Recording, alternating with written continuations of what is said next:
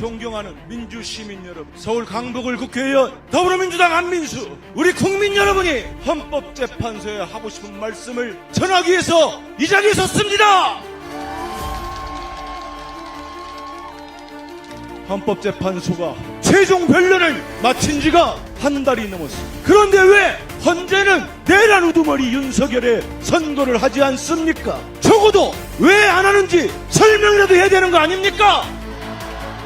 헌재는 지금까지 5가지 쟁점을 다뤄왔습니다. 첫째, 비상계엄의 적법성. 저 무도한 한덕수도 인정했습니다. 12월 3일 국무회의는 없었다. 비상계엄의 요건도 되지 않습니다. 12월 3일 이 대한민국에 전시가 있었습니까? 사변이 있었습니까? 준비상사태가 있었습니까?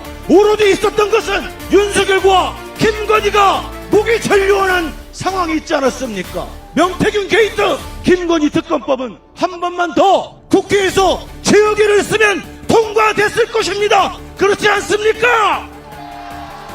그러니까 비상계엄을 했습니다. 두 번째, 포고령의 적법성. 대한민국 헌법은, 계엄법은 아무리 대통령이 비상계엄을 해도 국회의 정당활동을, 정치적 활동을 막지 못하도록 되어 있습니다. 그러나 윤석열은 포고령 1호를 통해 정치활동을 금지했습니다. 위헌 아닙니까?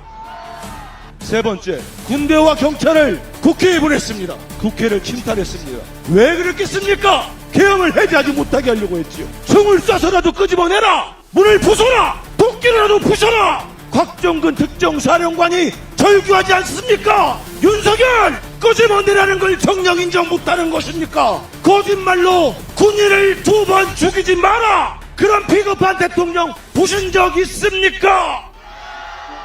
네 번째, 군을 선관위를 침탈했습니다. 윤석열은 헌재에서 자백했습니다. 자기가 보냈다고. 5번째, 정치인과 법조인을 체포하려고 했습니다. 민주시민 여러분, 이 5가지 중에 한 가지라도 위헌이 아닌 게 있습니까? 다 위헌이지요. 그런데 왜 헌재는 결정을 못합니까? 헌법재판관들에게 말씀드립니다. 인용을 걱정하십니까? 인용을 하면 윤석열 일당과 저 극우 세력과 국민의힘 조무래기들이 반발을 할 것입니다. 그러나 그거는 잣잔 속의 태풍 아닙니까? 조기 대선이 시작하면 우리 국민들은 새 시대를 꿈꾸게 될 것입니다. 새 정부를 기대하게 될 것입니다. 이재명 대통령 시대를 꿈꾸지 않겠습니까? 이재명 대통령 시대를 꿈꾸지 않겠습니까? 그러면 되는 겁니다. 만약에 기각을 하면 어떤 일이 벌어지겠습니까? 12월 4일 새벽 저 괴물 윤석열은 재계엄을 하려고 했습니다. 군을 철수시키지 않으려고 버텼습니다. 그런 자가 헌재로부터 계엄을 해도 된다! 이런 판단을 받는다면 제2, 제3의 계엄을 하지 않겠습니까? 김건희는 무슨 일을 하겠습니까? 윤석열이 체포된 뒤에 경호관들을 만나서 권총을 어디다 쓰느냐? 나에게 권총이 있으면 이재명을 쏘고 나도 쏘겠다, 저런 영부인 본 적 있습니까?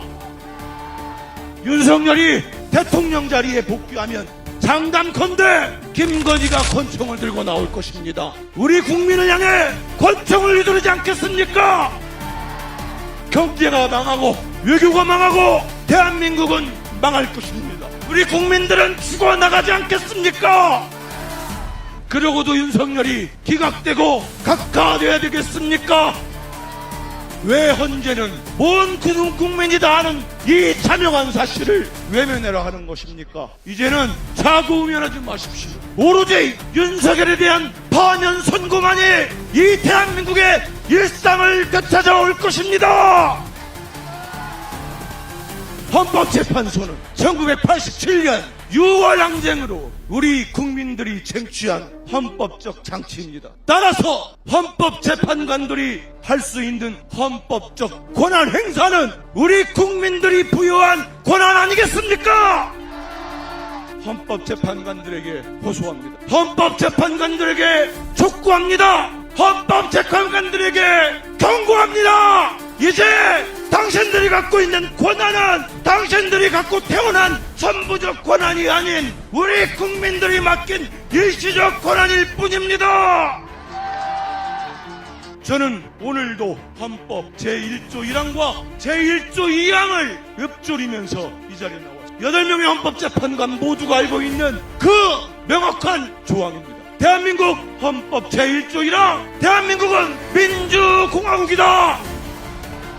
2항, 대한민국의 주권은 국민에게 있고 모든 권력은 국민으로부터 나온다.